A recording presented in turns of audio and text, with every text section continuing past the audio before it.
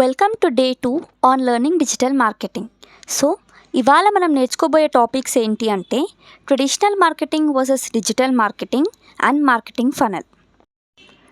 Traditional marketing అంటే ప్రోడక్ట్స్ని కానీ సర్వీసెస్ని కానీ ఆఫ్లైన్లో ప్రమోట్ చేయడం, like through TV ads, newspaper, pamphlets, posters or hoardings.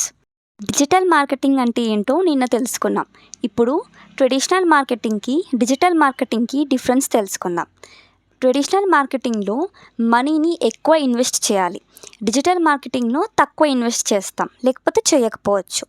Traditional మార్కెటింగ్లో targeted ఆడియన్స్కి మనం రీచ్ అవ్వచ్చు, అవ్వకపోవచ్చు, కానీ డిజిటల్ మార్కెటింగ్లో ఖచ్చితంగా రీచ్ అవుతుంది.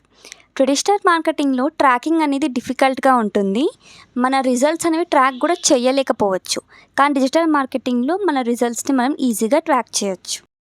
మార్కెటింగ్ ఫనల్ అంటే కస్టమర్ యొక్క జర్నీ. ఇది 4 స్టేజెస్లో ఉంటుంది.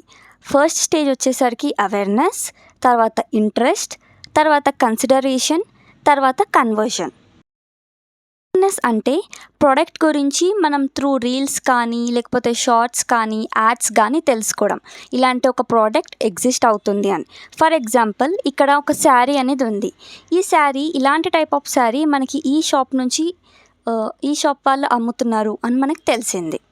నెక్స్ట్ స్టేజ్ ఏంటి అంటే ఇంట్రెస్ట్. సో మనకు ఆ శారీ నచ్చితే మనం దాన్ని లైక్స్ చేసి తర్వాత సేవ్ చేసుకొని ఇలా చేస్తాం. థర్డ్ స్టేజ్ వచ్చేసరికి కన్సిడరేషన్, లైక్ కంపేర్ చేస్తాము. ఈ స్టేజ్లో వేరే శారీస్తో కంపేర్ చేయొచ్చు, వేరే షాప్ వాళ్ళ దాంట్లో కంపేర్ చేయొచ్చు, లేకపోతే రివ్యూస్ చూడొచ్చు, ప్రైజెస్ని కంపేర్ చేయొచ్చు. In that way last stage వచ్చేసరికి సేల్ అంటే కన్వర్జన్ అనుకోవచ్చు. అంటే మనం ఆ ప్రోడక్ట్ని డైరెక్ట్గా పర్చేస్ చేస్తాం. ఇంకా